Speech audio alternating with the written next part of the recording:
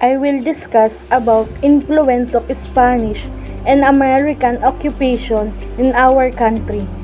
Spanish influence in terms of culture. Food. Many of food we enjoy today is thanks to Spanish, and here are some of example. Chorizo, sardines, hamonado, leche flan, chicharon, paella, lechon, chicken adobo, and sisig. Along with the dishes introduced were agricultural products brought from Mexico and Europe. Corn, cacao, squash, aswete, peanuts, and papaya. Eggplant, tomatoes, cabbage, sincamas, chico, guavas, potatoes. Clothing. Another influence that visible is clothing. Here are some modes of dressing for both men and women. Men, bahaging kangan, Americana. Barong Tagalog, women, saya, shawls. Here comes handkerchiefs, jewel. In terms of culture, it is evident in every region, province, city, and in the barangay country. We have many common practices that scream Spanish influence in our country, like our names, literature, music, and arts, to name a few of well focused on the entertainment aspect. Here are some of forms of entertainment we learn.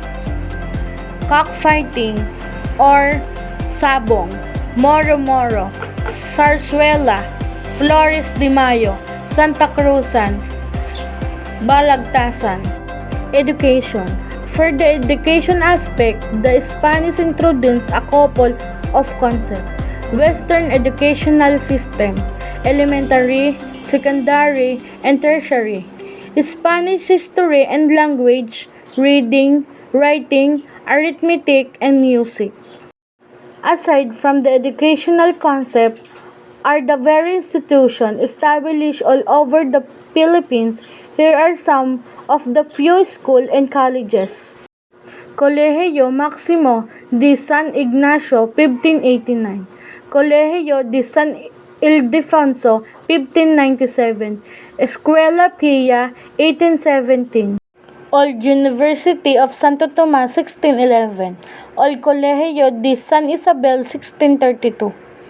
Last, we go to the most obvious and known influence from the Spanish occupation with wood to Philippines region. Although nowadays we as a people are more diverse and open in terms in our belief, majority of the people in the country are considered Christian or Roman Catholic, all thanks to Spanish. America influence in Philippines. Free education. American introduced the idea of free education to the Philippines. The America even sent teachers to help establish a school where the Filipino children would have free education.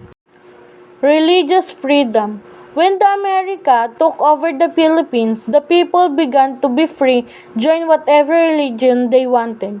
During the Spanish rule, the Catholic Church was established as the national religion and was strongly enforced.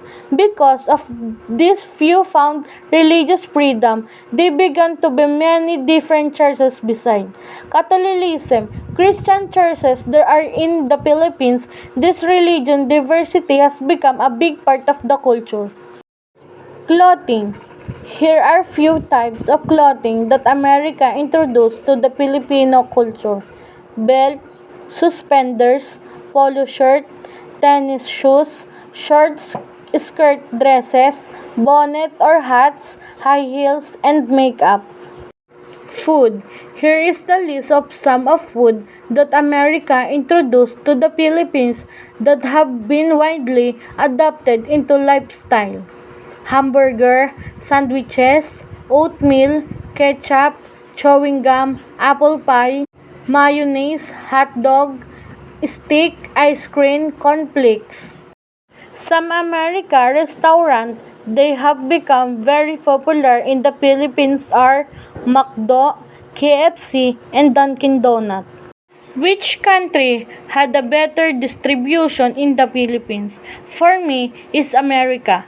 because one such a policy was the introduction of the American system of education, and so pervasive and far-reaching what is an impact influence on the life and culture in the Filipino during after the colonial period, thus generally regarded as the greatest contribution of America colonialism is the Philippines, a free education.